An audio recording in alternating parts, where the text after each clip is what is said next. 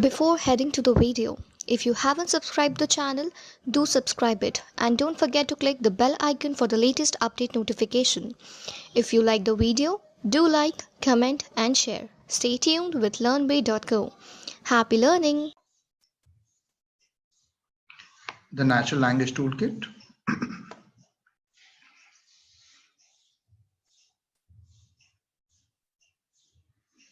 Did you guys install Nltk? Yes or no? Yes. Okay, that's very good. So Natural Language Toolkit, or as we like to call it, Nltk. Now again, remember this is an old library and I have been using this from 2014 itself. So I have worked with Nltk for some time now, and it has been upgraded a lot compared to what it was in 2014 to compare to what it is. It has really grown leaps and bounds. Fundamentally, what is NLTK is? It is a suite of libraries and program for symbolic and statistical natural language processing for English written in Python programming language. So NLTK is a library for Python. Now remember, NLTK has been adopted to more than, I think, 38 languages at present. And it has more than 50 corpora and lexical resources such as WordNet, which can be helpful for us to classify, tokenize, stem, tag, parse the data, get a semantic reasoning, okay, for industrialist and NLP libraries. And the best thing is it will work with Windows, Mac OS, Linux. And of course, it is free, open source and community driven project. So there is no cost involved really. So everyone can familiarize themselves with NLTK. And these are certain corporas which are available. Now, corporas could be simply some training data. It could be some grammatical rules. You can see there are a lot of different. So it could be simply a book, to be very honest. It could be a perceptron tagger, and I will explain you what taggers are. Okay, so corpuses could be a lot of different ideas, like tutor sample. So it could be a data as well, proper data that you can utilize. So there are like how many corpus right now? I think more than hundreds, total 107. So you can see that even they have now Indian language POS tag corpuses, although we will be sticking with English only, but you can see that they have also gotten some support for Indian languages as well now. So that's a good news actually. And it will be really helpful for you while trying to train or test your NLTK systems. Oh, sorry, not NLTK, NLP systems, my bad. And utilize them into your predictions. All right. So one question: Yeah, please. are these corpora used for both deep learning and analytic and Yeah, traditional? yeah, yeah, yeah. It depends on problem statements, and I will give you some examples how to use some of these corporas. But yes, you can utilize them alongside deep learning as well. Okay. Okay. Now, even I gave this list, and I will just repeat one of again. So there are some libraries that are more famous these days. So NLTK is of course the most usable and mother of all NLP libraries, which is available throughout, I think, programming universe. Then comes Spacey, which I have talked about, like especially along with deep learning. I'm really appreciating the Spacey every day. So I will definitely put Spacey as a pretty big contender against NLTK, especially when you are going against using deep learning. Then Stanford has a core NLP with Python. Okay, if you have a client-based architecture, this is really good library in NLTK. Already it was written in Java, but they have provided functionality to use it with Python. Now we also have something called TextBlob. We also have something called TextBlob, which is an NLP library which works with Python 2 and 3. And you can process textual data and provide mainly all kinds of operation in form of API, that is application programming interface. So today I will also do this another thing. So basically I have been given the Google Classroom access now. So what I will be doing is I will be pasting these links in Google Classroom as well. So you can also access these links from there. Okay. Gensim is, as I told you, is an open source NLP library, and especially when you are getting the vectorization of any word or any sentences, we will be using Gensim, and you will see that. We have something called Pattern, which is a very lightweighted NLP module, and for web mining, crawling, and such tasks, a spidering task, you can use pattern. Actually, for spider work or like while you want to crawl, there is something called scrapey. Although I don't use it much, to be very honest. But you guys should definitely look into it. If anyone is looking to build a decent spider and make it run on various websites or various systems, maybe you can try with Scrapey. So this is a pretty good one, if you ask me. And the most famous one is definitely Beautiful Soup. So I think Beautiful Soup 4 is the latest one. So if you want to do, it's a Python library to pull data out of HTML and XML files. So almost all the internet files basically can be accessed through this one. And you can basically strip apart the HTML tags and just download the data. So I will also show you how to use Beautiful Soup. So remember to scrape the data, either you go for Scrapey or Beautiful Soup or Pattern. Okay, Pattern, Python.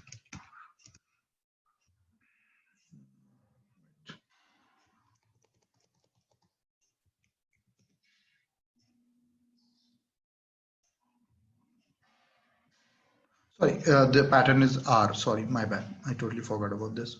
So if you are sticking with R, you can use pattern.nlp, and this will be really relevant for you, where you can do pure tagging, and you can also generate a crawler which can crawl throughout the internet and kind of scrape the websites for you.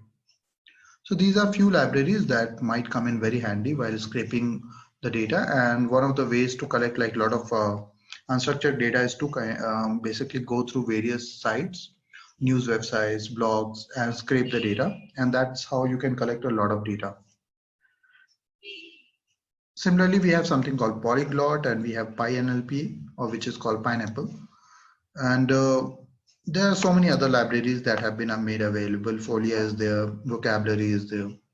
So it depends on your uses, but most days you will be using like Beautiful Soup, Nltk, some Spacey, and Jensen. For at least for our purposes, these 4 libraries should suffice.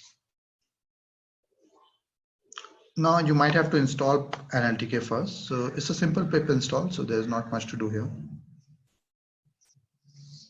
So it is already there, as you can see. So thankfully we don't have to install. Now it just like kind of puts a basic Nltk download. If you have to download anything very specific, then you have to do nltk.download. So it will actually provide you the whole list. So if you want to download something, you will have to give the name. But if you do not know which one to actually use, then you should press L.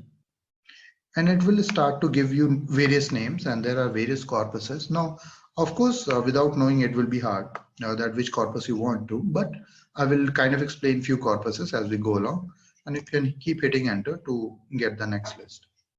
Okay, and maybe hit Q to get out of here, and hit Q another, and then you are out of here. Let's say I want to get Gutenberg. So Gutenberg is a corpus again in Nltk itself, and let me show you Gutenberg. Okay, so we got project Gutenberg selection. So basically this is the whole idea, that Gutenberg is kind of a corpus which contains a lot of different novels and stories. Okay, so it's a pretty good one with English classics if you want to study, or if you want to do something over there. Gutenberg is the good library, and maybe I can show you. Maybe I already have this one actually. So this is Gutenberg zip, and if I were to go here and unzip it for you guys, stack to Gutenberg. Yeah, okay. And now you can see basically, and you can see this data set is old actually. So you can see it is 26 August 08. And this is why I remember Gutenberg so clearly, because it's a really old data set. And you can see there are some good English classics available, like Austen Jane's Emma is available, Brand stories, Blake's poems are available. And you can see Shakespeare work like Caesar, Hamlet, Macbeth, Whitman Leaves is available. So if you want to see any of one of them right now, so I can show you. So basically Leaves of Grass by Walt Whitman, 1855. So it's basically a poem, and it's a large poem, or it's like kind of like it's a literary work, but it's very much in terms of a poem. And you can start reading this one, and you can understand this is a basically English classic. So if you are wondering that where do I get this data, a lot of this data is already available to us. Okay, so we don't have to worry about that, and a lot of this data can be freely utilized, and you can see that basically this data set is really old. Okay, means at least even it was created in 26 August 2008, so a lot of people have been using it, and there is a Bible is also available here, so you can see that there is a lot of literary work that has been made available to us, and this is like Alice in Wonderland if you want to see. Okay, Alice Adventures in Wonderland by Lewis Carroll, 1865. And again, these are excellent for your training purposes, and these can act as corpus for your training. Okay, so now you have to download this. Okay, means, even in your instance, you will have to download it. It is not pre-installed or something. So, sorry. Okay, so you can download Gutenberg. And similarly, there is a Genesis as well available. And let me run Gutenberg as well.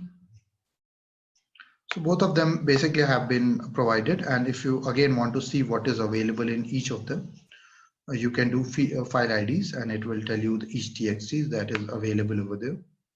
Okay, and you can choose one. You can go ahead and maybe do NLP.corpus Gutenberg words, and it will separate out all the words which are available in that text file. So if I know if there is a Whitman leaves TXT, I can go here and all the words or all the tokens, as you can see, will also be provided you in a separate fashion as well.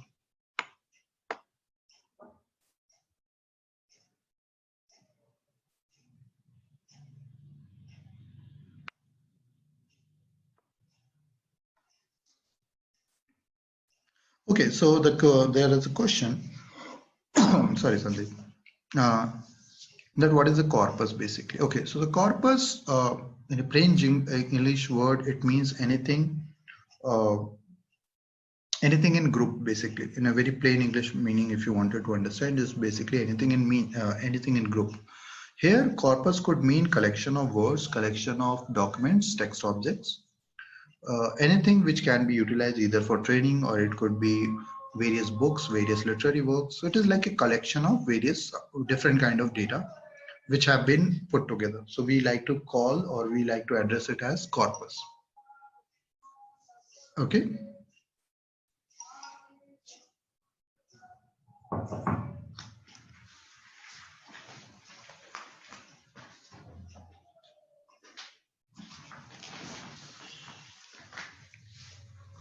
All right.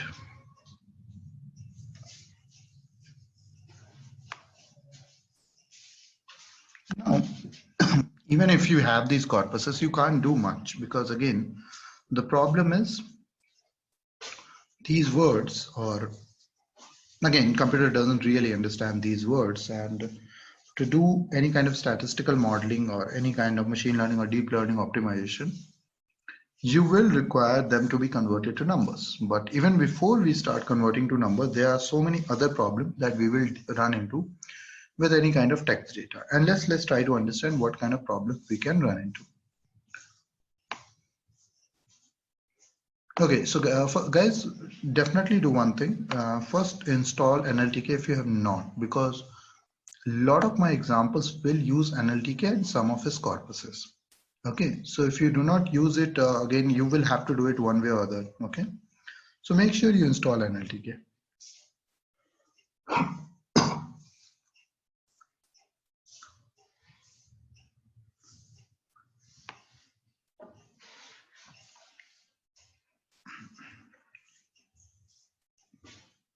Okay, so what kind of text normalization or what kind of text pre-processing we have to do here, that we need to understand. Okay, so what are those problems in text? Some of the problems that we run into text.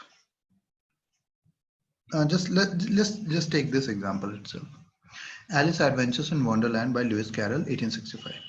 Okay, so just by looking at this page itself, can you tell me what could be some problem that we might run into?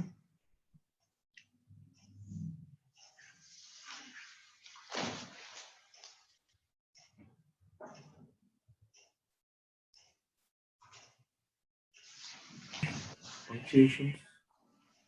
Yeah, sorry, I did not get it. Punctuation. Special characters are there. Yeah, special characters. Okay, special characters, Roman numerals. Capital and small letters. Yes, capital and small is a problem. Anything else? These commas, question marks, full stops do not really add much meaning or colon here to the overall narration, but it is available. Okay, apostrophes do not act too much. Okay, so these are problem. Then this once you put some dash, you are basically primarily creating a new word which it has never encountered. Okay, so you start to see there are a lot of problems even in English Classic. Yes, exactly. We need to remove all of these, and one way or other, we are gonna do this. So even if it's an English Classic written in 1865, you can see that for a modern day computer, still there are gonna be problems like I think dash dash. The computer is not gonna like it. Okay, that these things really do not make sense. There are a lot of words like courtesy, which have fallen out of use these days. A lot of people are not using such words. That is gonna cause problems. So this is just a basic look. Of course, I can give you much worse data set. This is still like very well crafted, if you ask me. Okay, but now you can see here these gaps and the way it has been inscribed. Of course, it makes a literary effect, but for computer, it's a headache to handle this. Okay. And this is what I'm just trying to give you a basic feel here, that some things needs to be removed or altered altogether. Otherwise, there is no way we are going to be using this successfully. Okay, so what we have to do is, few of the ideas are removing punctuation, accent marks, and other diacritics. We have to remove white spaces. These like dashes do not mean the space really doesn't mean much here. We want to expand abbreviation. So if you are using abbreviation, that needs to be expanded.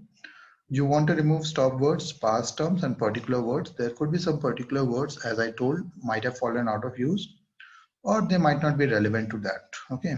And then you want to do text canonicalization. You just want to make sure that all the text is in standard English. You also want to ensure that all the text should be in lower caps. Mostly we will prefer lower caps. So we want to convert either everything to lower or to upper. And you want to convert number into words or removing numbers altogether. Okay. So there are a lot of things that we have to do, and without them, we are not going to go anywhere. Now, first, let me explain what NLP data should look like at the end of the day, because otherwise you will not be able to relate why we are doing so much of this stuff. Okay, guys, just think about it. Think about any standard data set that you have used in machine learning or even deep learning. What are some of its properties?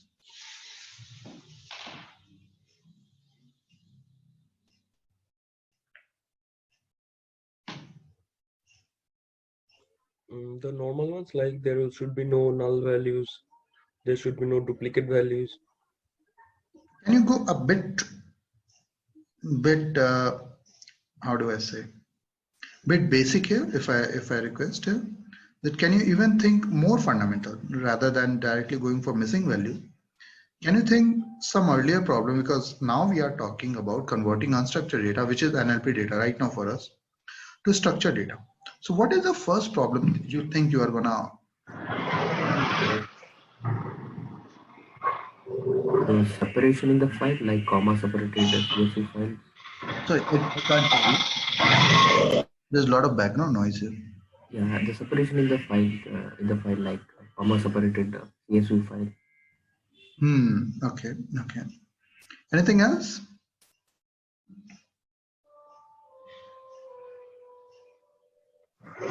Data will not be in columns and rows. Very good answer.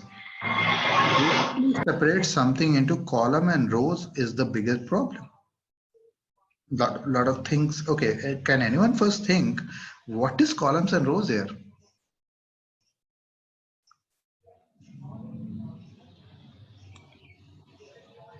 Columns can be the words. Columns can be words. Okay, so let's try to do. Let's try to understand what we are really dealing here with. Okay, so let's take an instance. So let's call it. Okay, guys, I'll be using something called text object. Okay, now text object could be either a word, sentence, paragraph, page, or a complete book or a literary work. Okay, it could be a complete book as well. So I will be using the word text object a lot. Try to understand. I will be using it in a different sense, but ideally it should mean word, sentence, paragraph, page, or book. Okay, you guys are clear? Okay, now let's say we take text object 1.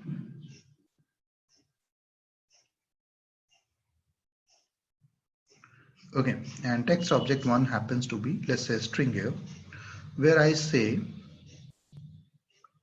a man walked in the store and ran out with merchandise.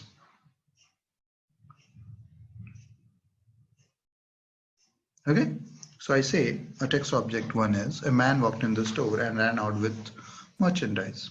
Okay, this is text object 1. Now let's create text object 2.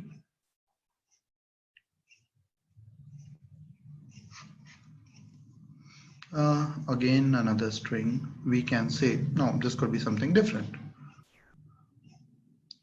My dog walks up the flight of stairs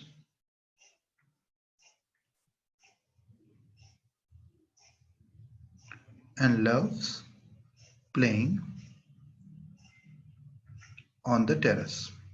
Okay. Now, okay, tell me, if I had to just try to get a basic semblance here, if I had to convert all of this to numbers or structured data, what are the problems that I'm gonna run into very fast?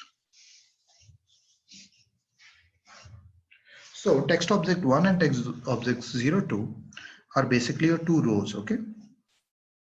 Now the problems is columns. So first row is text object 01.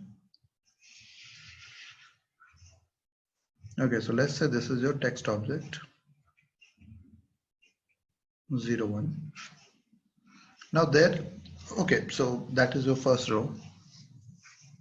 Now can you tell me what are the columns? Man can be one, dog can be one. Now walk and works are two forms of same verb, so we can just change them into one. Then in the should we include the these things, because this will come very frequently, and maybe we You can can think A and D are like you can ignore because these are gonna be stop words and they are do not include much sense and like and okay, so these off and you can maybe decide to kill all of this. Okay, but some things have to be there. Now as you can see, walks and walked. Now the problem is if I were not to normalize my data, it would actually create 2 columns, one for walked, one for walks. Now the meaning doesn't change as much. Okay, so maybe let's say I start with, maybe I can also kill my as well. So maybe I can start with dog.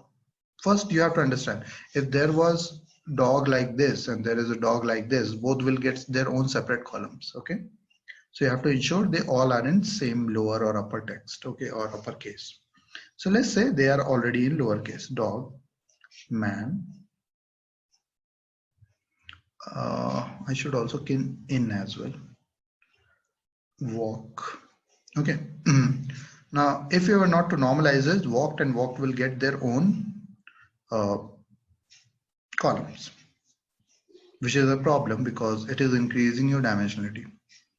Now you say store ran out.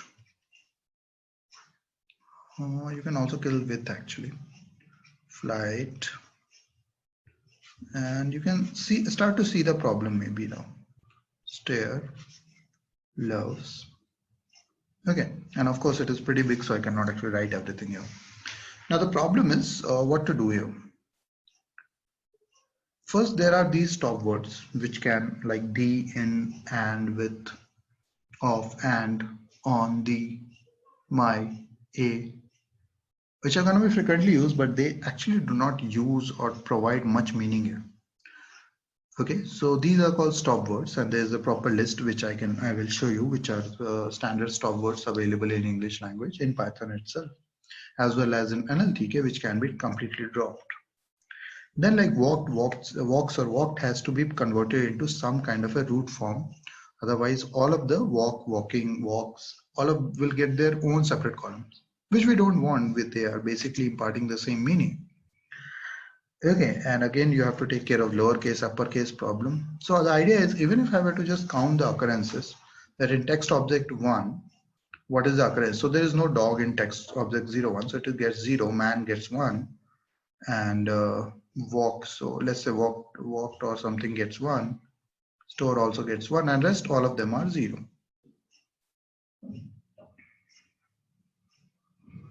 Okay.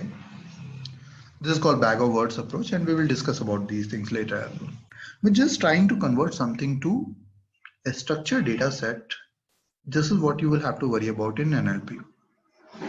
So, what I feel like the killing the stop word can change the whole meaning of the word. Like walks in and walk out, those two things are completely different. But if we are taking out those things, that meaning is meaningless. Walk doesn't mean anything in that sense. Like, okay, when you say meaning, do you think computer understands meanings? No.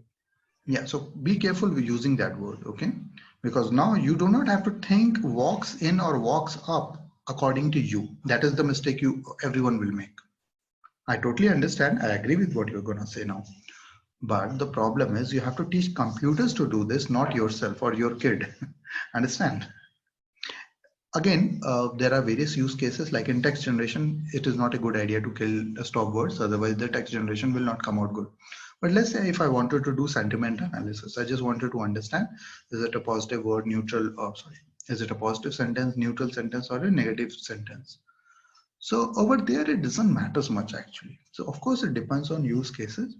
What kind of meaning you finally want to, like first, you will have to figure out what is your use case.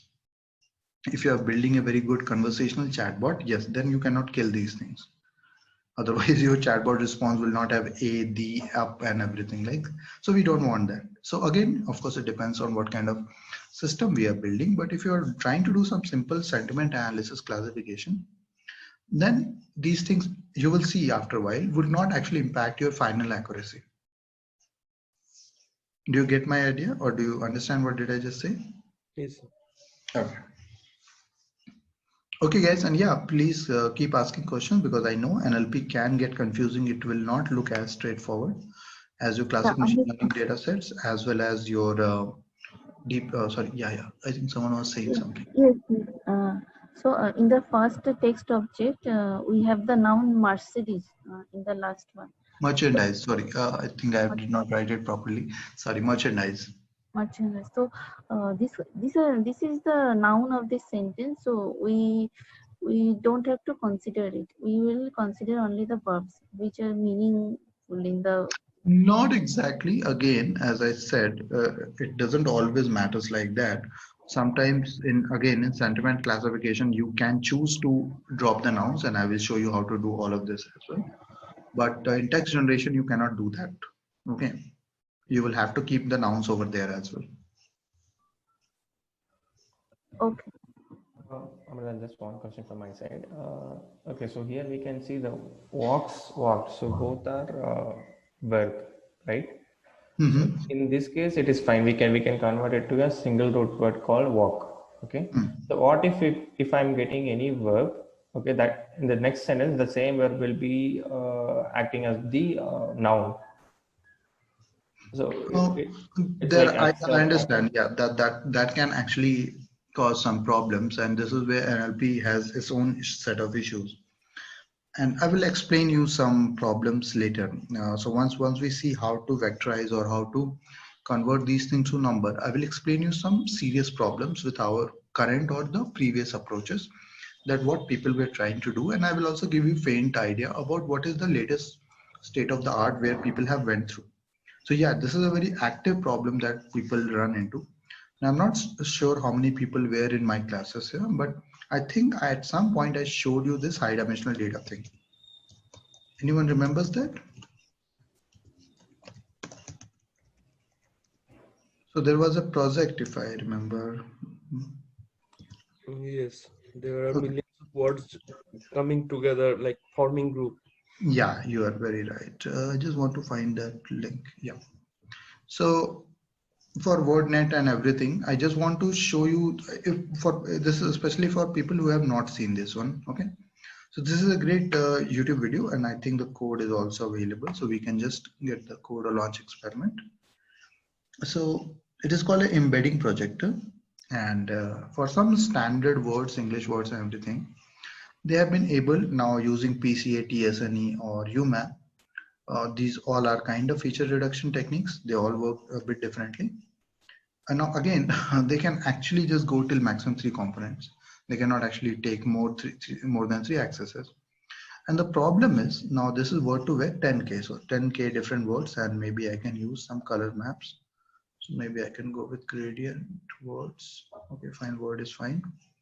And maybe I can start TSNE. Now it will take some time to build this one. So let it build this one a bit.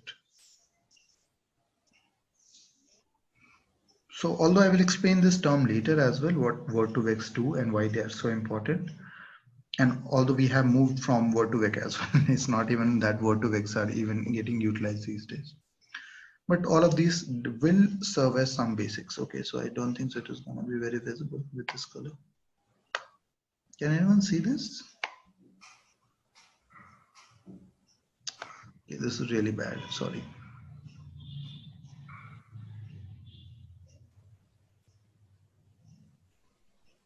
UMAP actually might take a lot of time. You can see they have like 10,000 points and they have 200 dimensions originally. So you can see UMAP will take its own sweet time right now. But it's important to see this, at least get the visualization right once, so that later you will be able to understand the problem of NLP data representation is hard, okay? And whatever you do, there always will be some shortcomings. We try to get the approx meaning, or we try to understand the approximate, approximate similarity with other words. And the hope is with large amount of training data, you are able to approximate the statistical feature much better. So if you think in a way that with few sentences is going to happen, it will never happen, okay? We are talking millions and billions of data points or millions of billions of text objects to train even. Okay, so let this one run, and maybe I can show you something.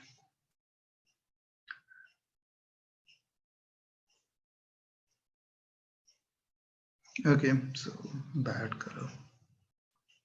Okay, so what you can see here is, and there are very few points that are visible here. Yeah, now it is okay. That's what I was waiting for. Okay, so you can see that basically when you can see there is a clustering of various names. Now names are primarily gonna be nouns, right? You don't have to deny that. Okay, so this cluster is very much names, and there are so many different names that are available. Okay, some are close, some are far. And again, you can go, and now you will start to see that we have gotten streets. Now, accordingly here, buses, trains, routes, interstate, canal, beaches, shores are close by. So by using this cluster, and once I go for dressed or dress, now I start to see paint, blue, Sony, and then I start to look at shoulder, bent legs, and I start to see a lot of body parts. See? So what my point here is that once trained and especially converted to vectors, actually it has happened, or it will be shown as that it is able to approximate the correct clusters or correct points nearby. And you can see a lot of cities are available here. And you can start to see that it is slightly different from human names. Again, both of them mostly will be used as nouns, but you can see them, cities, Francisco, Santa. Now it understands a name, but it somehow understands it means something different. It is not utilized in the very similar way as a human name, and you will see it will be slightly closer to like these buses and demographics and streets. So that is something very interesting once you start thinking about it. That it is able to approximate these meanings, even if it doesn't really understand any of these meanings. It's just a mathematical trick that people do, and it is able to get to that point. Does that make sense? Yeah, one more question on this diagram actually. So, okay, so what we learned on k-means clustering, so it will be like based on the mean value, so it will be grouped together and into different clusters, right? So here we can see if we take this cluster, so we can see the points are dispersed over the very far from the mean, right? So how we I can? mean, okay, try to understand. There are no set clusters. Okay, first of all, let me explain this very clearly. There are no set clusters. It just happens to be grouping of different points. And I was just trying to explore the groupings as freely as possible. I'm not trying to say Frederickton is a cluster center or something. No, no. I'm just saying that if I were to select Madison, Tennessee or something, you will see it will be able to come up with a lot of close points which are in its neighborhood. And most of the points will be city names. And I'm just saying that still, even if you get a lot of other names like Williamsville, Edward, Jackson, somehow with this distance separation, we can very easily understand it has been able to segregate humans' name with cities' name. Does that make sense? Got it. Yeah. Okay, but again, understand, in the training, no one went ahead and explained this. There was nothing done different. It is just a massive data training that they did, and based on the uses, because of the proximity. Now, once you start seeing Georgia, Dakota, and everything, you start to understand these are cities, they are suburbs, they are in South. So Dakota is in South over there, and Rocky Mountains and everything started to come, right? Interstate is there. And again, you try to click on various different points, and you will start to see ferry is closer to metro. It is something similar to freight, building, canal, straits, harbor, bay, island, borders. So this is what I'm trying to explain, that even without giving the name, there are some common statistical properties. Now this is the problem in higher dimension. Again, we are just showing you 3 dimensions, okay, remember, but actually this data exists in 200 dimensions. So it is very hard to understand what these 200 dimensions or accesses even mean for us. But with these kind of representation, we do get a sense that yes, some of the clustering or some of their meaning or close enough meanings actually happen to be pretty good. Does that make sense? Got it. Okay. And this clustering is done in Tensor Flow, as in it is a deep learning part. No, it's just a representation. It is done by UMAP. There is a data dimension. It is called Uniform Manifold Approximation and Projection. Okay, so the clustering is done with that. Okay. Yeah, UMAP is the technique. Okay. It's not a clustering, to be very honest, it's just a data representation. We as humans are able to figure out these clusterings right now. At the end, look, it is all just scores, okay? Just look here. It is just scores at the end of the day. That's all it is. Based on our eye, I was able to see a lot of these things, and based on the top scores, it is just highlighting few of them. Okay. Okay. All right. I will teach you word to vec, don't worry. You will understand after a while what word to vecs really are. But just to give an idea that even if I were not to do this based on millions of different documents, it is able to figure out these statistical relationships. And that's pretty amazing when I think about it. And you guys should definitely try out this project. So maybe I will just paste the link right here.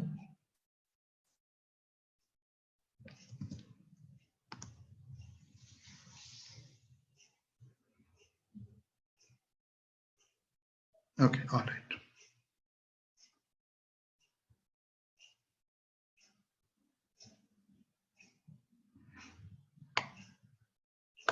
Now, how many people know regex, regular expressions?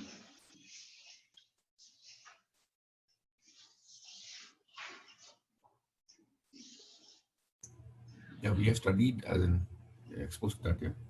Means basic idea. Okay, so I will ask you to kind of revise regular expressions a bit. Okay, so the idea is very simple, that you need to know what kind of expressions you are going to get. Okay, so fundamentally, this is something you have to do by hand. There is no special technique here. Basically, regex will basically help you in finding and substituting the pattern. So you need to have your input text, which will be your data, and then you need to figure out what kind of regex patterns you want to eliminate. Now, by using find iter in the regex pattern in input text, it will find all the iterations, or sorry, all the instances of that pattern. And in URLs, let's say if I contain in that object, I get all the patterns. I just do the substitution. Basically, I can just delete it, or I can substitute it with empty space or just no space at all. And then I will return my input text. Simple. It's a relatively simple trick. What I want to do is I want to remove hashtags. Okay, it means after hashtag there could be word or anything. This is a asterisk, that is a wild character. But I just want to basically figure out instead of a hashtag, I just want to put no space. So see this pattern, it means basically no space. Okay, so I pass remove regex and I say remove this hashtag from my given string object, and I provide the regex pattern. Okay, regex pattern happens to be this one. And this is why you will have to revise the regex, because you need to know how to construct this pattern. But if you do it successfully, it will remove the hashtag and whatever the word is associated with it, and let everything remain as it is. Okay, see what just happened. This is the outcome.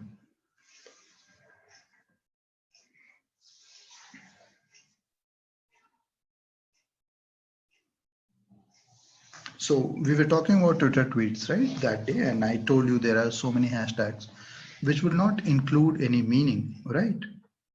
So it is better to remove those hashtags altogether, and by using a very simple regex trick, I have been able to remove the hashtag word altogether.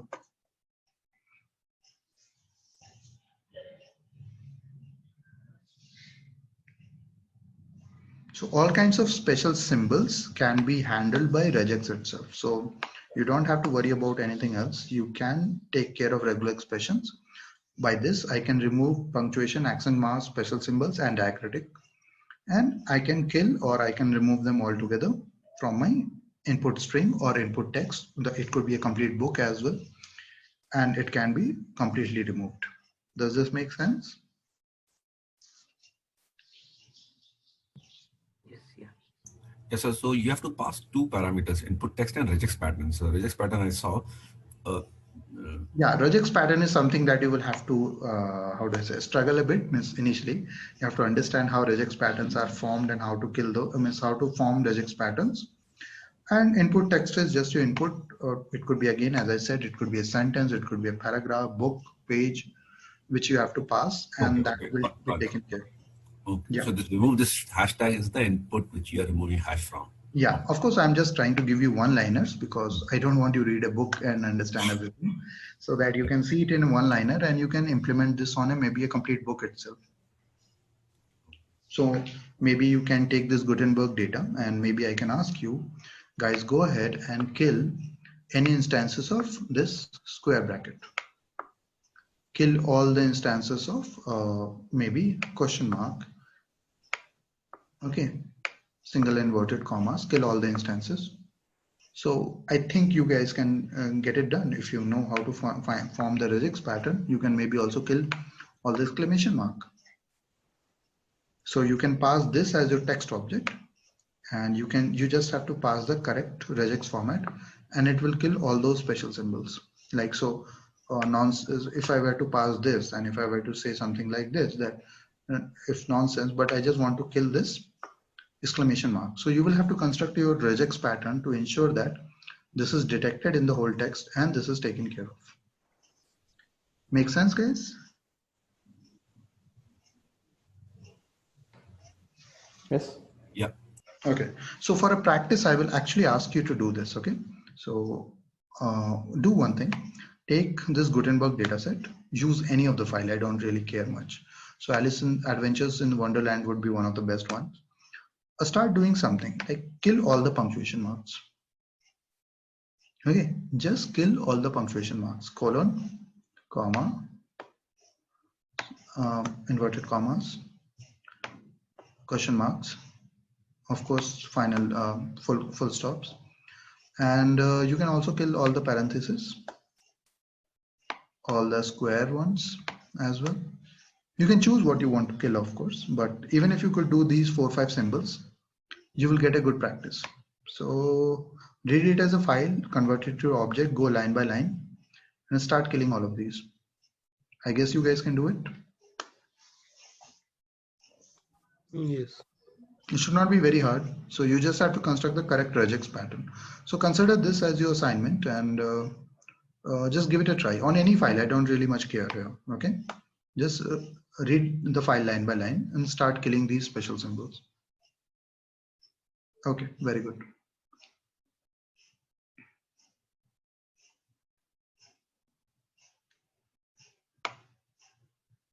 Again, same idea, how to remove white spaces.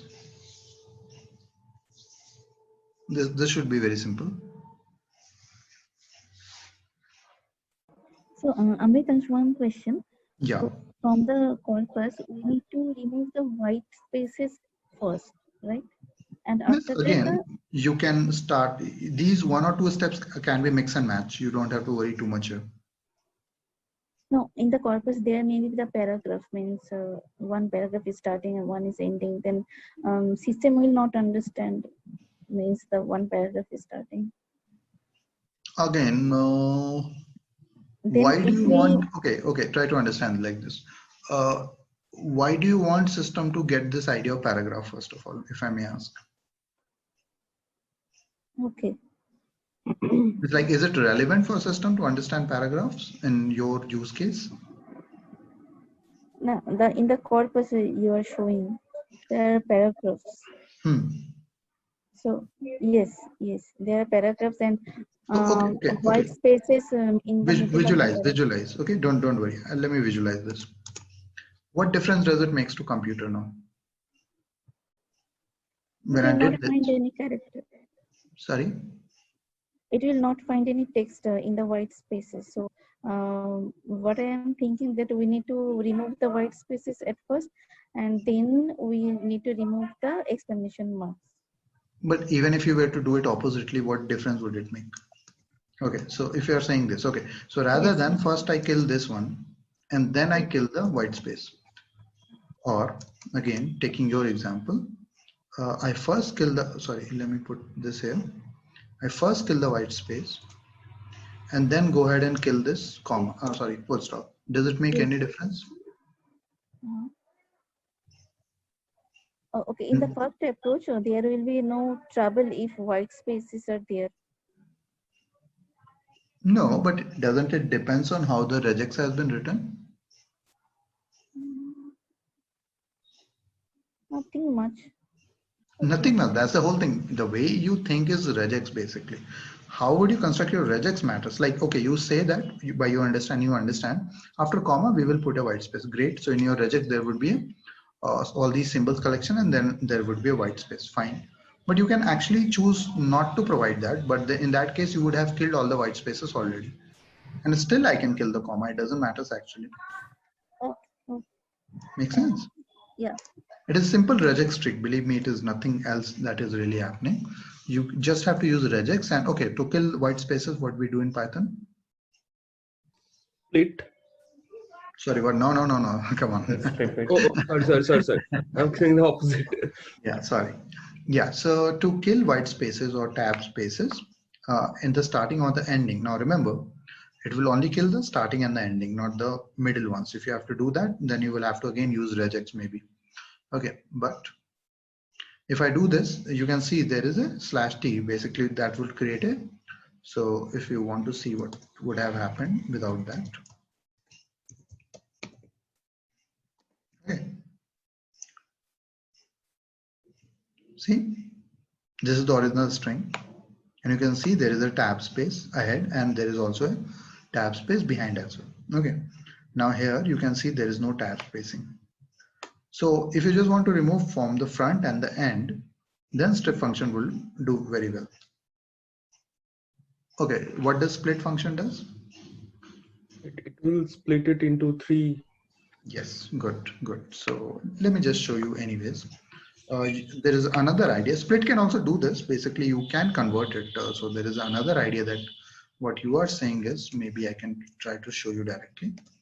Rather than doing strip, you can do split. And what will happen, guys, when I will do a split line, a split? There will be convert into 3. Yeah. Individual string. Exactly. So if you wanted to convert them into, now you can think these 3 as 3 columns. And this also ensures that, because by default split, if you do not provide any input, what is the default? Space. Yeah, white space. Yes, very good. So by default is space, of course. So anyways, wherever it sees space, it will be able to separate everything immediately. So you can do through split as well and a strip, because again, a strip will only take care of the leading and the trailing ones, not the middle ones. So be careful. You might have to apply different techniques to solve this problem.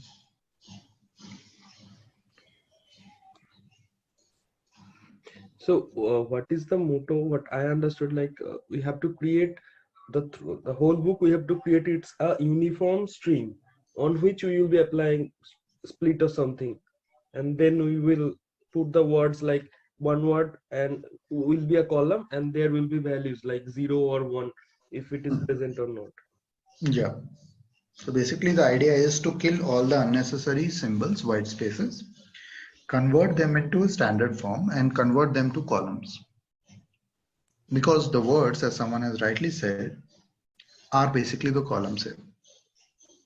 Now the problem is if you were to use these unnecessary, okay, so how do I, okay.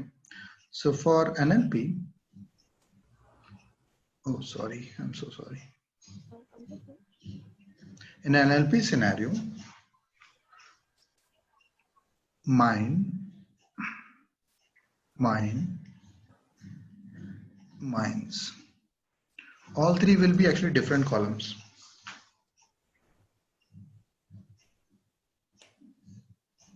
See the problem?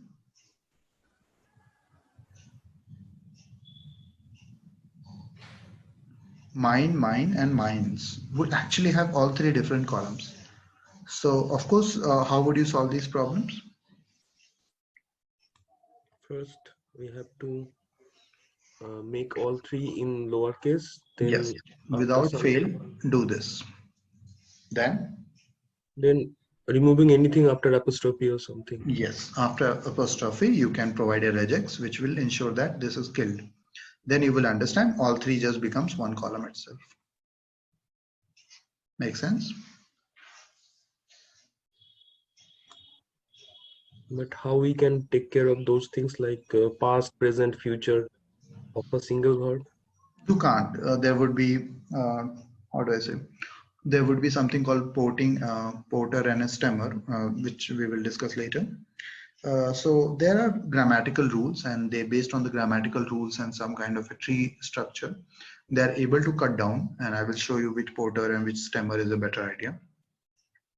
Because it again depends on grammatical rules, so it is not that easy, and you will see that there is no perfect stemmer basically available which actually works on all the scenarios. So in some scenarios it works, some scenarios it doesn't work very well.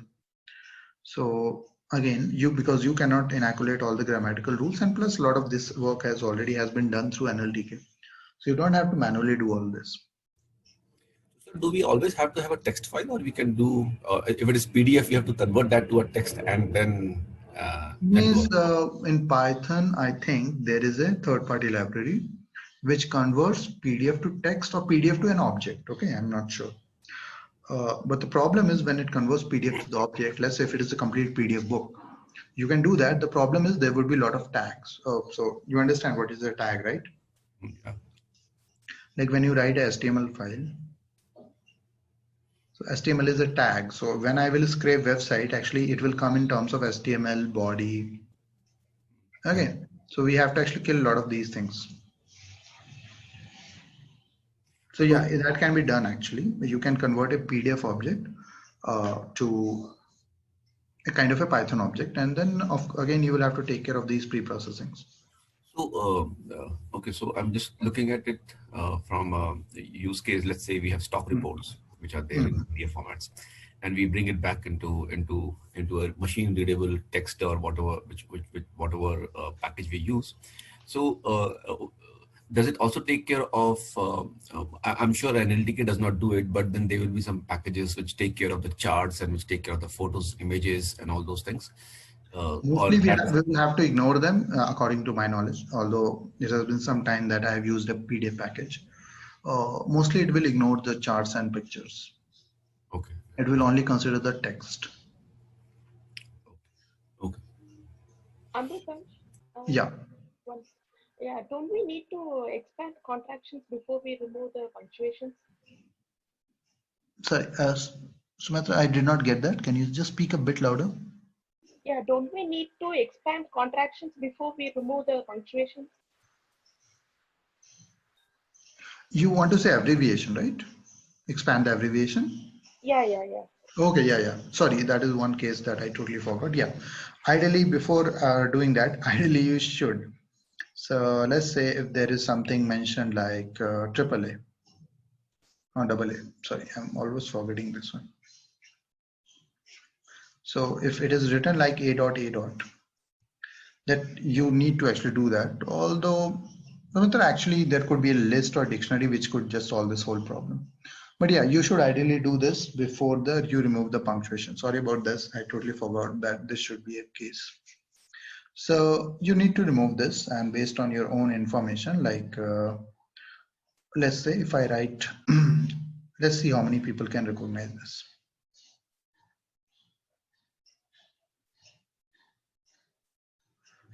811, what is the protocol right now?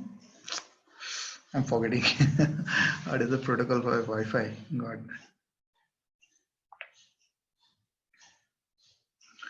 Anyone remembers the protocol for Wi-Fi?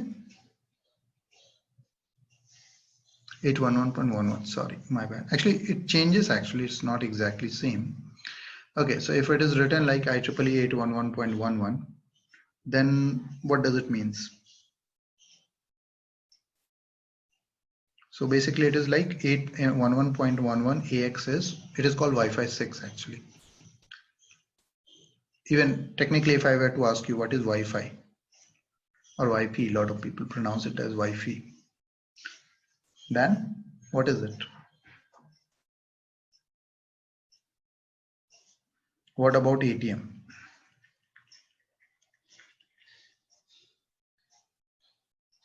Wireless fidelity and teller machine, automated teller machine. These are abbreviations. Yes, very good. Now the problem is if you were to throw out ATM, it is not going to really work very well. So you need to give the complete meaning or complete words, wireless fidelity. And again, because I know someone is going to ask this question very fast. If you are into some specific domains, you will have to construct their proper dictionary. The IEEE 811 is nothing but it's the advanced wireless fidelity. That's all it is. You have to use some common English word to explain this. Version 6. You can say it is wireless fidelity version 6. Okay, because if you are going to write IEEE 811.11 AX, that's not going to work very well. Understand? So if you are using some domain knowledge, or if you have domain knowledge, ideally you will have to construct an Excel sheet or a dictionary, and you will have to replace all of these. Make sense? Yes. And this list would be like specific to the document I'm working, like with the Document context. domain, yes. If you are working with a technical domain, if you run into 302 error, what does it mean? One guy came up with me and explained me that they guys get this error and they can't process in NLP. I was like, of course, NLP doesn't understand what the 302 error means. You understand, so why don't you make a dictionary of what 302 error really means? If you get a 202, then if you get a 404, then these are basically HTTP REST protocols errors.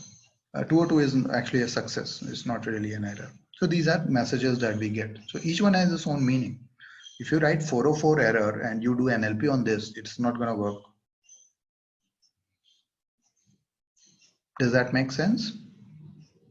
So actually pre-processing, we are always gonna talk about some general pre-processing related to English, because again, domain to domain, it can change vastly much.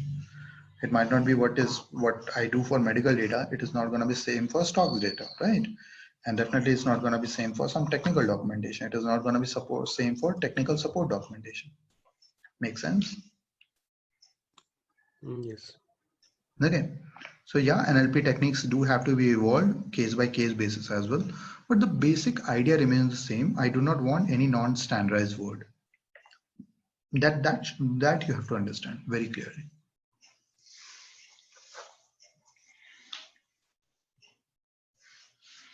And sir, is there any kind of corpus or not corpus, wrong word? Is there any kind of linkage of all the verbs, action word, and activity to actual phenomena? Like when I say straight line, so there is a mapping of straight line to a physical view being that there's a line which is straight. Those kind of mappings are on. Okay. That one. Okay, so we have been working. So one of my research group kind of works on this problem. So okay, let me see if I can find this one. So I always I always forget this Mac network.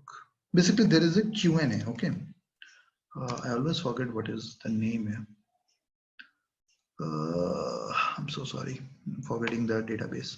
So there is a Q&A database, which, God, how did I forget this name? So there's a Q&A data set, Mac networks,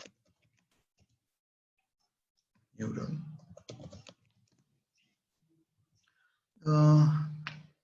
Compositional attention network. So visual question answering, right? VQR. So there are some data sets available to answer your question. There are some data sets available basically where they have tried to give some domain knowledge or some kind of knowledge about the world. And people have been working over various papers. And again, one of our research groups is also working in this direction itself, where they are trying to do visual question and answer or visual reasoning. So on this paper, we have tried to do some expansion on the basic idea what they have presented. So we with Christopher D. Manning, and so actually I will also give you a book by D. Manning himself. Okay, he has also written really good books in NLP as well.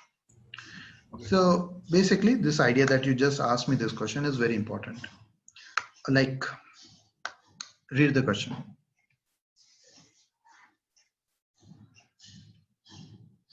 Yes, the data set is called Clever. Totally forgot about this. So this one which you just asked is called Clever Dataset, and I totally forgot about this. So this has been created at Stanford itself, and pretty good. The paper is also pretty good. The dataset is really nice, and basically what they do is, and you can download this, although the whole one is pretty big.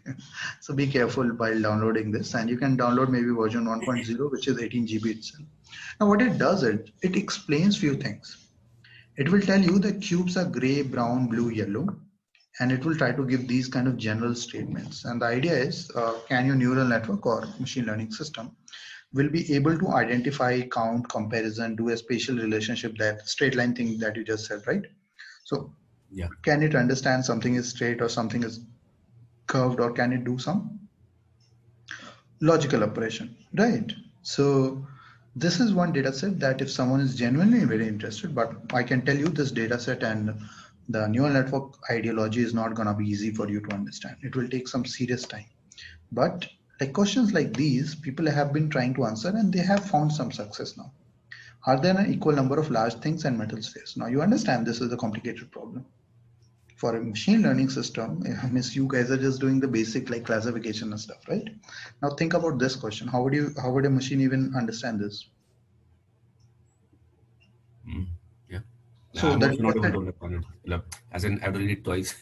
yeah, no problem. But just telling you that yes, the dataset actually exists, which does it on images. So if you are interested in this, I will give you the link of dataset, and maybe if you are genuinely interested, you can at least have a look at it, what it does. And these kind of questions are asked over there.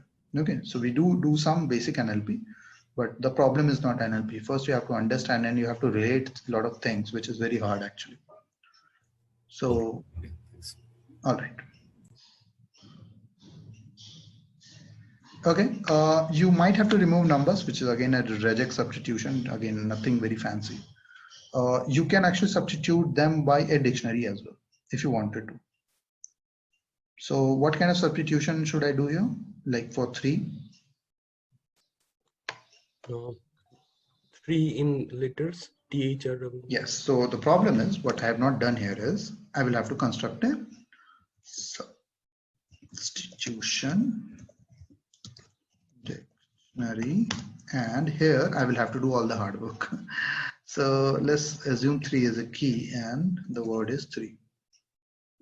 Okay, so now you can understand why I don't want to do this, because again you will have to create for all of them in life. You can actually go on internet and you can find these dictionaries and mapping, so you don't have to physically write all of this stuff what I am doing right now. So the idea is in substitution directory you will have to go over there and maybe let's say the problem is it will find a pattern, right? There is no direct way, right? If there is a direct way, I can actually create a function which you guys can also think about to actually detect which number you just got, and in that number, using that as a key, you can get the so rather than doing this direct substitution, maybe you can just do a basic search and just convert whatever number comes at whichever position and just convert and just make sure that it is substituted by the string value of that number. Okay, so maybe you can change the function a bit and maybe solve the problem. Okay, so this is something also you can try out on your own and you can see what will happen here. This is infinite sets of numbers, right? Yeah, that is why I didn't want you to do this. Because again, if I just change my numbers, my dictionary is useless. Again, what I'm saying is you can find list on internet, which is not very hard actually if you want. List of numbers and But this dictionary should be also like contextual to the document I am working. If there are like number, very big number, exactly 99995 something. Yeah, So you are right. It doesn't matter what I am doing here. So people do these kind of things. Okay, so okay, I cannot seem to find it right now. These lists are sometimes available in a text file or something, which is you can just download it or you can just read it in your code and maybe just convert it into a I simply just wanted a list. Okay, I'm pretty sure it is available on internet. I have done this, but right now it is definitely not list of decimals. Try something else. And their meaning in English. Let's see what happens. And you can see that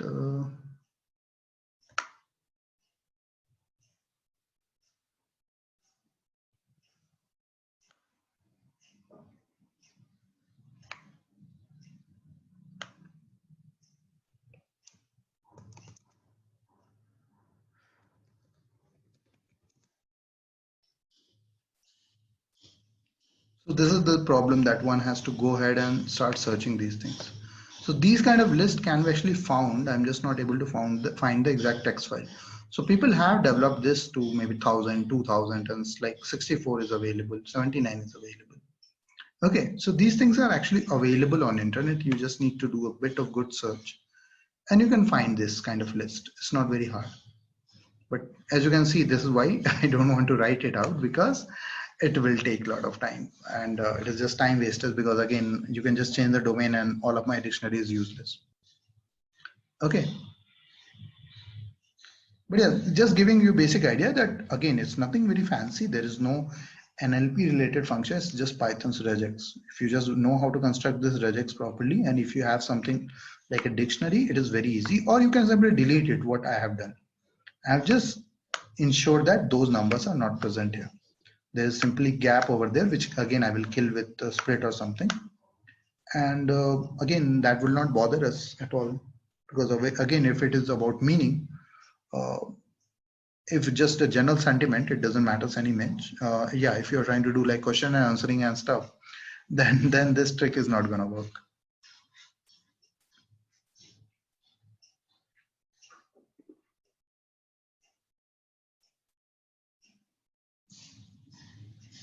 Yeah, num2 words is a good library. Thanks, man. I totally forgot about this. So yeah, I think there is this library called num2 words, I guess. So maybe you can do this. Yeah.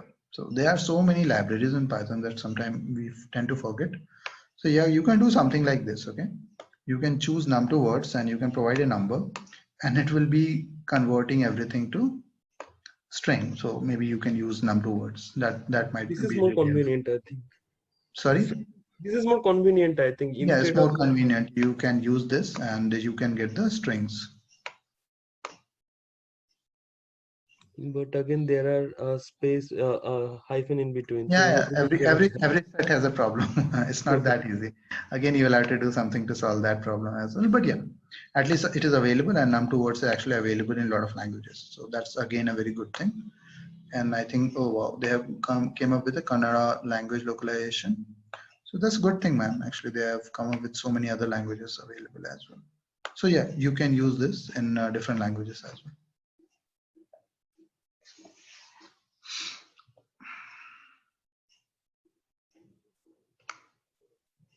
Convert case, I don't think so. I have to explain this one.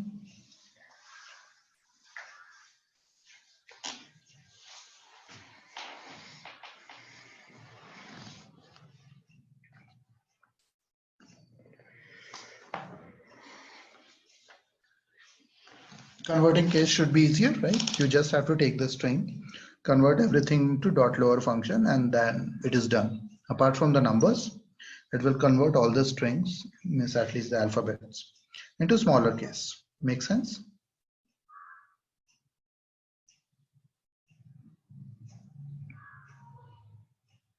Yes. Okay.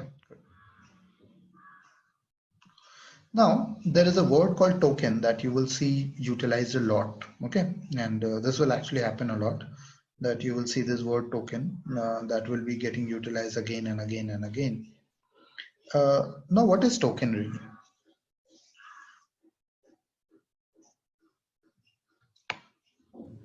Mapping a number to each and every word? No, not exactly. It is like atomic strings which cannot be split further. Means words, number, punctuation marks, and other can be considered as tokens. And these, as you might understand, these are not, or you cannot split them further. These are called tokens. So words are of course a token, numbers can also become a token, and if you do not remove punctuation, they also tend to become tokens. Okay, now to do this, good news is, means of course I can go ahead and start splitting things on my own. There is something called Punct. Okay, so we will download Punct, and so that we don't have to do manual hard work here. Basically, this is a tokenizer fundamentally. Okay, there is a standard tokenizer available, and you don't actually have to do much. Okay, you have to call nltk.tokenize, and you have to import word tokenize, and just pass the input string, and it will take care of everything. Okay, just pass the word, whatever the string is. Again, you can pass a whole book if you'd like, and then you can print all the tokens. Now let me show you what will happen. Now see, it already separated everything word by word, but the problem is, what I did not take care of is this last dot. See, so this is the whole problem. If you do not tend to remove punctuation marks, they will become tokens at the end of the day. Now, in a lot of problems, they are not really required. So before doing tokenization, try to do all the previous step beforehand. Okay, then apply this. And if you do this tokenization, you don't have to worry about white spaces. You don't have to kill the white spaces. It will take care of it immediately.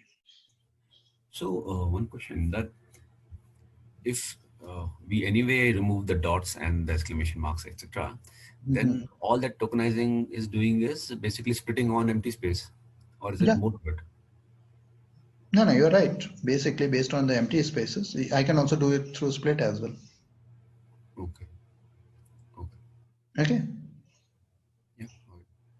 All right.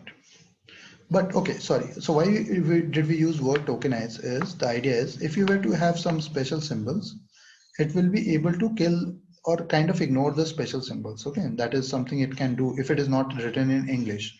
Now it will be only able to take care of the characters or written in English or numerical.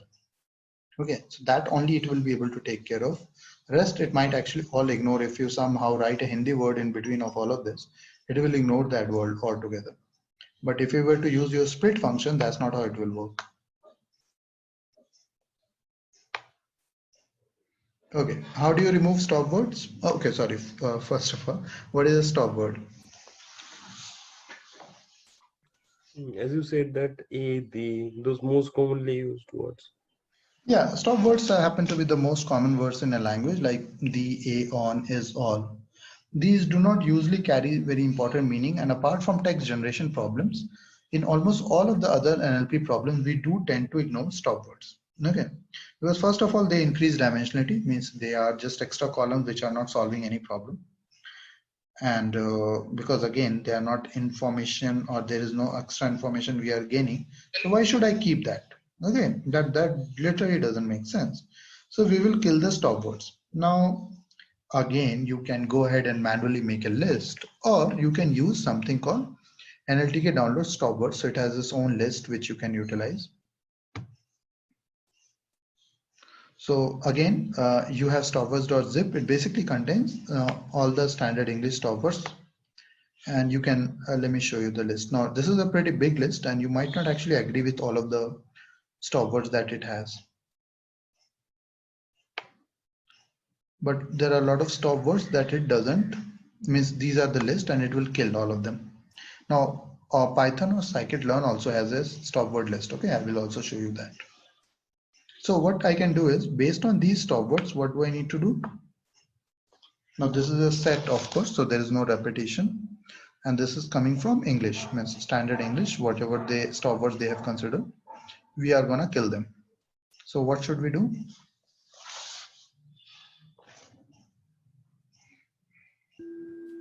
Remove them from our string. Sorry, I did not hear that properly.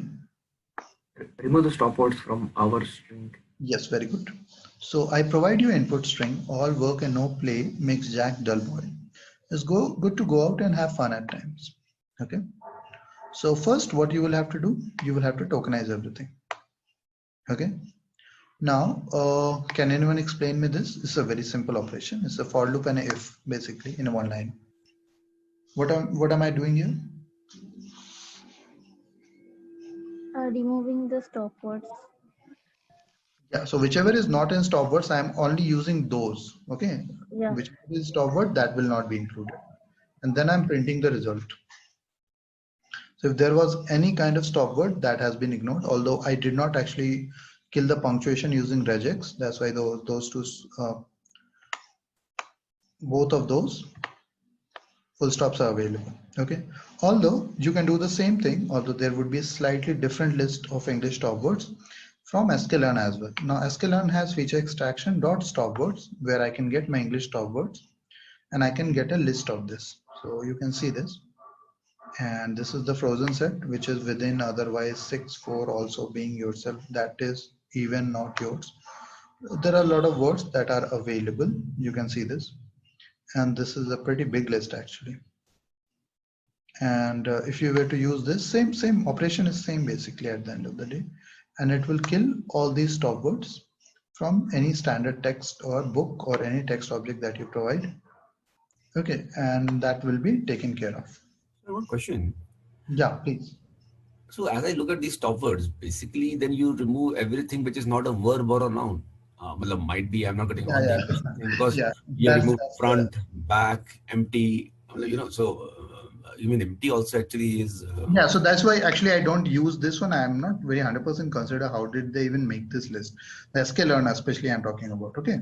Because I do feel that there are a lot of words which actually have good meanings, means they have some meaning, but again, a lot of people have decided that it doesn't really matter when they run NLP systems. It doesn't matter. Although I will trust on a personal day, I will go with the Nltk corpus stop words. Okay, I find them more convenient. You will see that very few words are really means like that controversial that you compare against sklearn. I personally feel this is much better to use. So I stick with always Nltk corpus. Makes sense.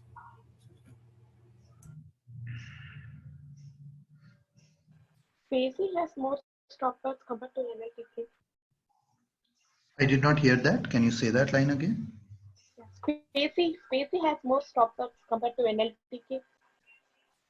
Scrapey. Spacey.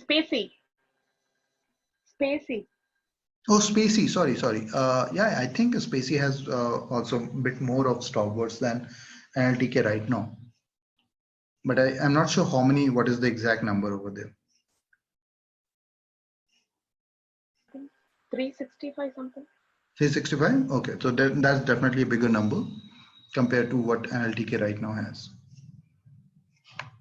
So I mostly prefer NLTK corpus, stop words specifically, and my suggestion would be to stick with NLTK because that personally I feel that sklearn will definitely kill a lot of other words which are, I don't think so, are really stop words. It tends to kill a lot of words which can actually have good meanings and might change the sentiment. So I usually do not trust this one, to be very honest. Okay, but again, it's a bit of practice that you will have to make to understand how these things work. Like fire is this thing. I'm like, how can you put fire here, right? That can't happen, right? So that is a problem at some point. Even I feel that there are few words which cannot be in this list. That is not possible. But it is their list, and because once I call the whole list, I will be using that. And it will be killing a lot of those, almost all the words. So that is not something I will prefer at the end of the day. Okay, again, try try as much experimentation as possible because again, there is no just one way available. And again, guys, there could be various other problems. Few of them we have not discussed. One is called emoticons. You understand what is an emoticon? Again, if you were to just kill the special symbols, you will be taking care of emoticons as well, right? You understand what these things mean, right?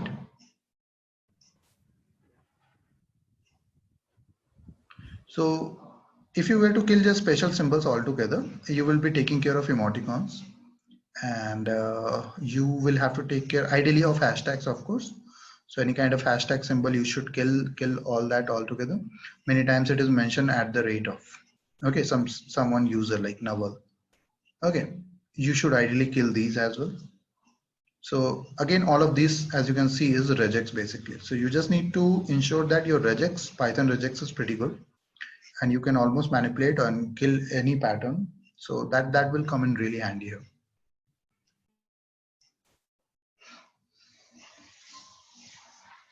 Okay, remember a few steps that I'm gonna tell you.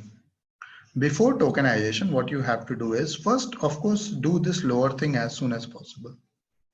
Once you do this, a lot of your problems are taken care of immediately. Either remove or replace the numbers. Ideally, by default, we do not want numbers. Sorry. Okay, remove punctuation,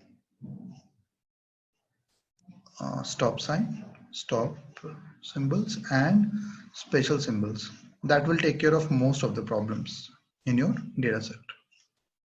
Then what you will do, you can choose to remove white spaces, or alternative is, which I personally prefer, is just tokenize them. Okay, and that will just take care of this whole problem immediately. So guys, you have to ensure you do this, and of course there are some additive or some more steps.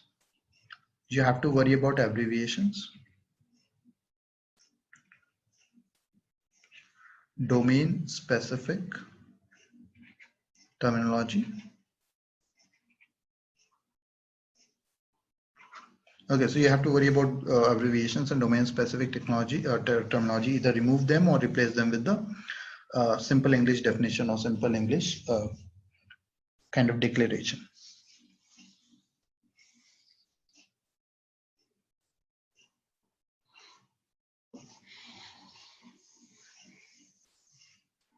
Any doubts, any problems? So Emoticons, what do we do? Yeah, I missed that. If you remove special symbols, that will be taken care of immediately. Okay. Okay. Means emoticons are what, like colon, like simple smiley face is what? Colon and parenthesis, right? Yeah, So if you are removing these things, anyways, they will be very easily taken care of. Okay. But yeah, you should remove these. And special symbols could be again hash at the rate of, again, most of this work is regex fundamentally. Okay. Cool. Okay. So what I want you to do is I want you to perform all of this on any of the text file you can take from Gutenberg, any file. I really don't care much. And just apply all the basic processing. And in the next class, we will learn about stemming and porting. Stemming and lemmatization, my bad. And because they will take a bit more time, so that's why I'm not going through them right now, because it requires good explanations over there, how they work and how will they be taken care of. And once we finish this, then we will run a basic pre-processing code on a text data. Again, I want you to first practice on your own, but if you can't, I will take a use case and I will try to do as many text cleaning as possible, whatever is possible with that data set. And I will show you all the techniques in together. So in the next class, we will try to finish stemming as well as lemmatization. And the problem is, even if the text doesn't look too much, it is still, the concept is pretty good. And again, this is the basic idea that there might be some non-standard words at the end of the day, right?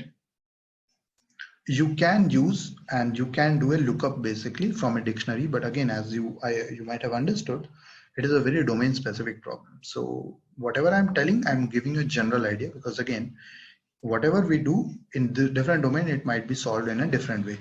But this is the basic idea that many times we will have to construct a dictionary, we will have to construct a CSV file, text file, where their normal English meaning or normal English word is provided, and hopefully we will be able to convert them properly. Does that make sense? Yeah. Okay, so in the next class, we are going to cover all this, and along with the stemming and lemmatization, and then we are going to do a small case study and to understand how to do basic pre-processing. Okay. All right. Okay, guys. So what I will do is, again, I got the access a bit late. I did not have the access till I think Friday itself.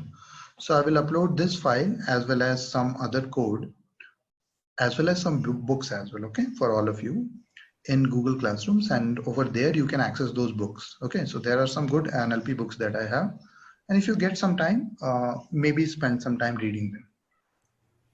And might be a good source where to, might be regex will get covered in the books, but beautiful soap, is it any good book, or is it basically go to Google, go to the video and learn it out?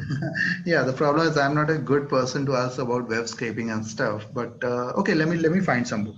If I could find one, maybe I will update you in the next class that what could be a good book to do all of this. Sure. Means usually their online tutorial is also not bad actually, but that's what I was saying. If not there, then anyway. Okay. So I will try to find a book which can be helpful for you guys, and maybe that can serve, because that is a good way of collecting NLP data to scrape websites. Sure. Okay, guys. So any other questions? Shankar, this is so if you don't mind, can you mention a couple of use cases which you solved on these days and which you felt that it was really challenging? I just want to understand how difficult. This math reasoning problem that I told you, visual question and answering, no, it is not. I'm not going to say it is completely NLP, but there are some parts of NLP that we have to crack first, okay? And then we have to understand what does it means in terms of pictures. So it is a hard problem, to be very honest. Still, we have not been able, we have been able to achieve this performance actually, what they have mentioned in this 2018 paper. But we are trying to do better actually. Okay, so we have this control and memory where we are trying to understand token by token and trying to understand what it might mean in the terms of picture, and then trying to verify is their knowledge correct or not. And sometimes we have to do the reasoning. What it means is we have to tell, did we understood this idea or yes or no. So that is pretty hard actually. Once you start doing it, you will realize that this is going to be very hard. So I have also done a problem statement where we try to do captioning, automatic captioning based on the picture.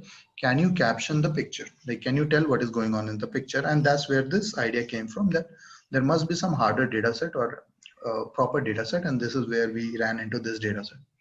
And then we realized, yeah, there are problems that are pretty hard for neural networks to solve right now.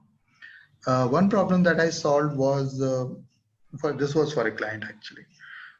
They wanted an email separation, okay? Like they wanted to build in a small email categorization tool for their clients, and basically based on a past data. So one good data set that you guys can try is Enron dataset, okay? Enron email dataset, right? Enron was a company which kind of got, okay, so thankfully after their case was over and everything, their data set was actually launched publicly, and you guys can also use like this May 7 2015 version. This is like 1.7 GB, okay?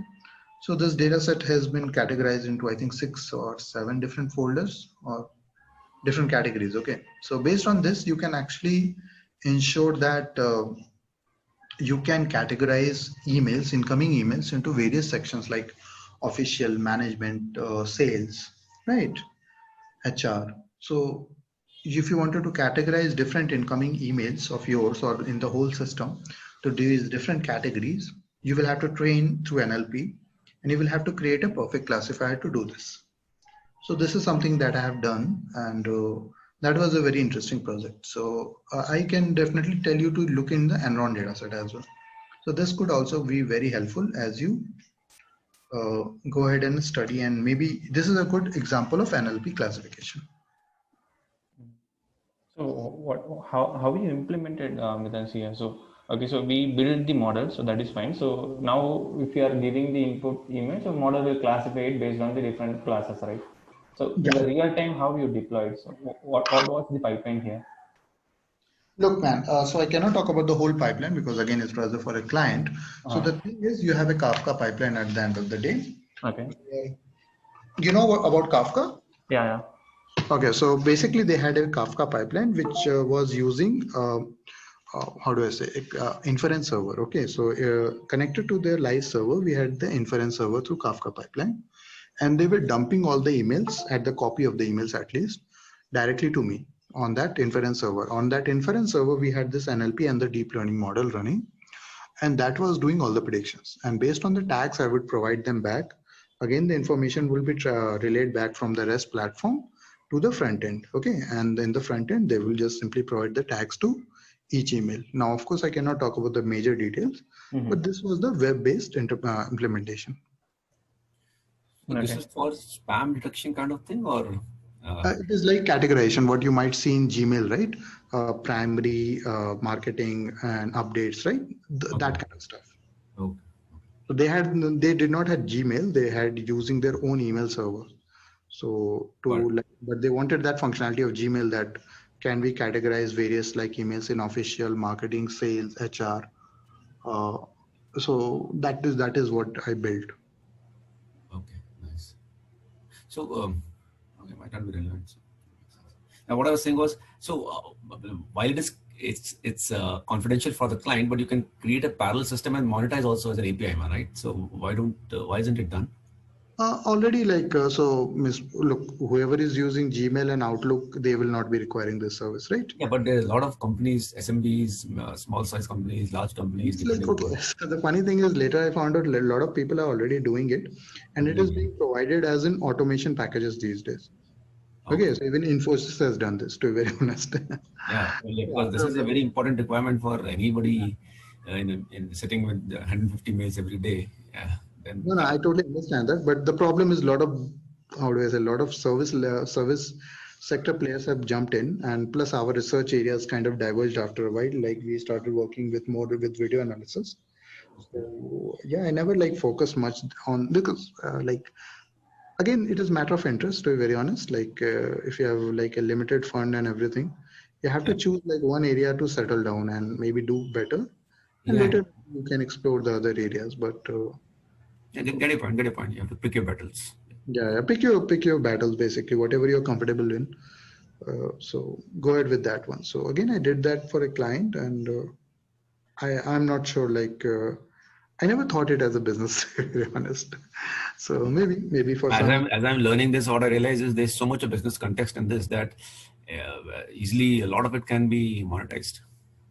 Yeah, no, a lot of it can be actually. Even I have learned the same thing while working, and especially working on my own startup. But the problem is many times we sometimes overestimate some things. Okay, so one needs to understand the pricing, one needs to understand the overall market requirement and everything. So at that point, initially when I started, again, I was fresh out of university. So I did not knew the whole market context. And this is why I did some consulting first, just to get the sense of market. And then I understood like what might be missing and what we have to build in next 2-3 years. Because again, if everyone is doing that, then you will be pressurized to pull the price point very low. Okay, because you are like a independent person, or maybe you are a small startup, so you're not going to compete against Infosys, right? It is going to be very hard.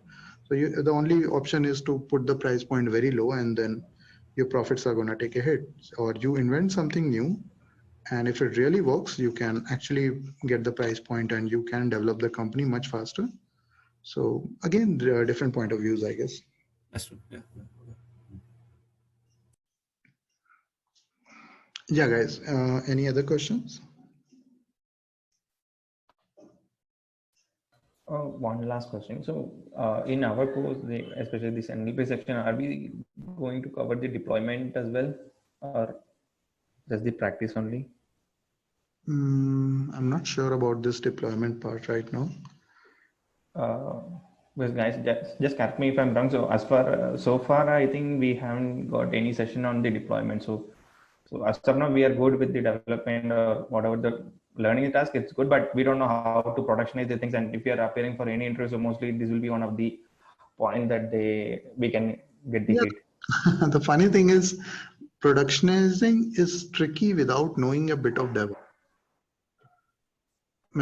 You need to know the basics of DevOps, either AWS, Azure, it doesn't matter. But without that, or without knowing web services, that is another problem. Without knowing web services, it will be very hard to teach you how to. We can give you a dummy example, that's one thing, but without proper knowledge of DevOps or web services, it will be really hard to put something into production. That is, I think, my take here. This is some information that there also needs to be pushed from your side to learn about these things, which are going to be very much extra. I'm pretty sure we do not teach AWS or the web services much. I do take a deployment session, but it is never a full deployment because there are so many dependencies. And most people are not able to link these things, because unless you're not always working on these systems, it will be very hard for you to understand how all of these things get connected together. So one time we did a deployment and people didn't even knew the basics of HTML and CSS. So now you can understand the frustration you will have to go over there. But again, if you want to show it in a web interface, you need to know some basic HTML, CSS, Bootstrap to create the front end. You need to understand a bit of JavaScript. You need to understand some kind of backend, Flask, Django, or something which is Python based. And maybe over there, you can go ahead and deploy your model. So the problem is there are a lot of dependencies that come over, and it is not always easy. So to completely overcome them without giving we are again talking about 50-60 hours of more course. If you want to deep dive, or not deep dive, even just want to know the basics of AWS and web services, that is 50-60 hours of extra course. So that is another problem.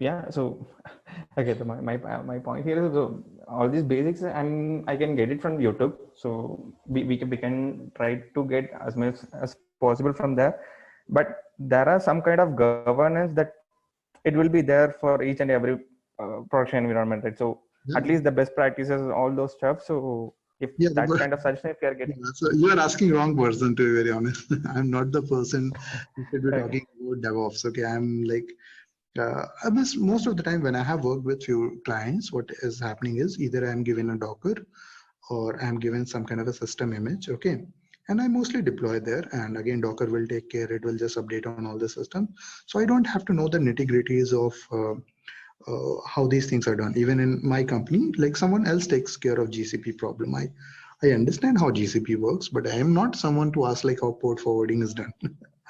That's what I'm trying to say. Okay.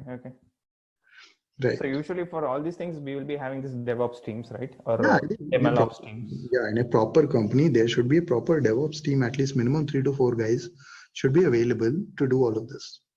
ML guys should be able to understand what is happening, but it should not be a single person's job, basically, because it's not possible. There's so many dependencies, so many different things to understand. It's not even possible, I guess, to do or learn a single person for everything. I understand in interviews they do get overboard, start asking weird and different questions, but in practice, very few people are like doing the whole cycle. It's not even expected. Okay, maybe the manager or someone needs to understand how the cycle works, but even they cannot implement the whole cycle. That's just not possible. Got your point. Yeah. That's all from my side. Yeah. All right, good. Yeah, guys. Any other questions?